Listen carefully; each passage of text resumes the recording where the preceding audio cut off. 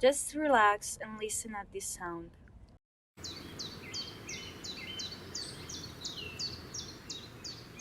Now imagine as if the Valley of the Biodiversity was like a daisy in the middle of a wild field. This is Stinos Valley. Stinos Valley is an awesome area of Bergamo that differs from the urbanized world and allows us to dive into the past. The area is morphologically very wide, but actually nowadays it is considered part of the Stinos Valley, only the zone between Stino Road and the hills which create the valley.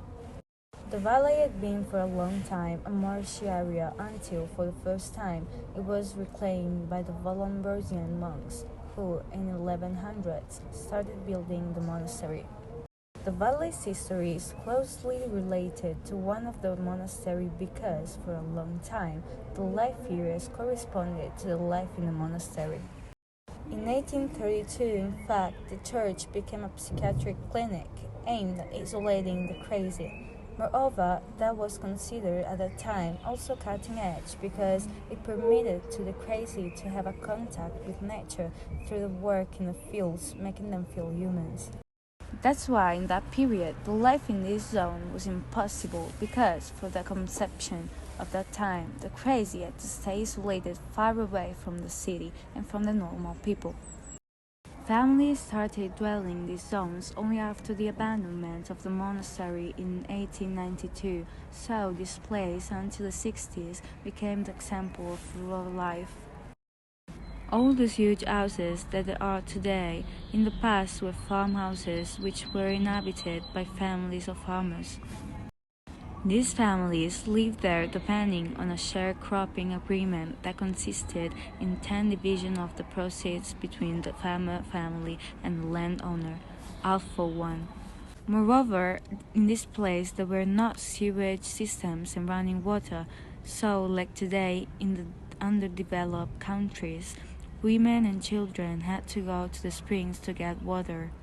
In this valley, the two main springs were one at the actual entry of the garden and the other one at the feet of the point of meeting of the valley walls. The zone was, at that time, completely terraced and without trees. The only forest that there was called the scabula, and it was very useful for the heating of the families. The rest of the territory was covered by vineyards. After that period, from the 60s, the zone became an intensive monoculture of corn, and the zones of the monastery and the valley's walls were completely abandoned. The last big change in the Stinos Valley took place in 2012 with the renovation of the monastery and the consequent renovation of the surrounding area. That was created in 2014, the Valley of Biodiversity, which is now part of the Botanical Garden of Bergamo called Lorenzo Rota. The other parts of this complex are the Botanical Garden of the Upper Town in Bergamo and the Visconti Hall, where indoor exhibitions and shows take place. But what is done today by the Stino section of the garden? Over 1,000 food varieties are cultivated for museum purposes to communicate the agro-biodiversity.